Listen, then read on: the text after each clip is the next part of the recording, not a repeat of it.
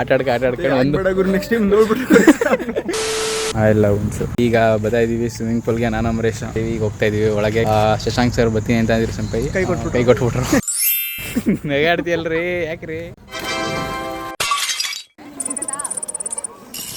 ಜಾಲಿ ಎಲ್ಲ ಜಾಲಿ ಜಾಲಿ ಜಾಲಿ ಜಾಲಿ ಎಲ್ಲ ಜಾಲಿ ಜಾಲಿ ಜಾಲಿ.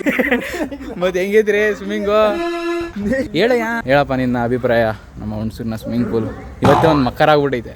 ಏನಂದರೆ 1 ಅವರ್ ಕೊಟ್ಟಿದ್ದು ನಾವು 1 ಅವರ್ 1.25 ಗಂಟೆ ಆಡಿದ್ದೀವಿ. ಅಣ್ಣನಿಗೆ ಅವಣ್ಣ ಅಲ್ಲಿ ಕರೆದು ಅಲ್ಲಿ ಬರೋದು, ಈ ಕಡೆಗೆ ಬರೋದು.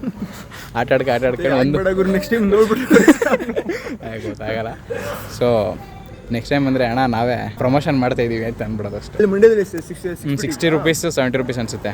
ಇಲ್ಲಿ 120 ರುಪೀಸ್ ತುಂಬಾ ಜಾಸ್ತಿ ಇತ್ತು. ಎಕ್ಸ್ಟ್ರಾ ಕ್ಯಾಬ್ಗೂ 20 ಅಂದರೆ 140 ರುಪೀಸ್ ಏನಾಗುತ್ತೆ. ಬಟ್ ಓಕೆ, ಚೆನ್ನಾಗಿತ್ತು ಎಕ್ಸ್ಪೀರಿಯೆನ್ಸು. 120 ರುಪೀಸ್ ಪೈಸಾ ವಸೂಲು ಮಾಡಿದ್ದೀವಿ 1.25 ಗಂಟೆ. ಸೊ ನೋಡಿ ನಿಮಗೆ ಸ್ವಿಮ್ಮಿಂಗ್ ಪೂಲ್ ತೋರಿಸ್ತೀನಿ ನೋಡಿ. ಇದು ನಮ್ಮ ಹುಣಸೂರಿನ ಸ್ವಿಮ್ಮಿಂಗ್ ಪೂಲ್. ಇದು ಚಿಕ್ಕ ಮಕ್ಕಳಿಗೆ, ಇಲ್ಲಿ ದೊಡ್ಡವರಿಗೆ ಕುಂತ್ಕೊಳ್ಳೋಕ್ಕೆಲ್ಲ ಜಾಗ ಇದೆ. 120 rupees per hour. So bye ಅಂತ ಹೇಳ್ತಾ ಇದಾಗಿತ್ತು ಸ್ವಿಮ್ಮಿಂಗ್.